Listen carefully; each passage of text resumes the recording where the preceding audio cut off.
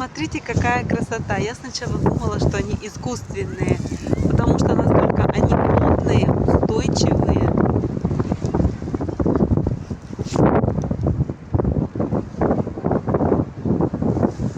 Следующая клумбочка. Такая жизнерадостная, яркая.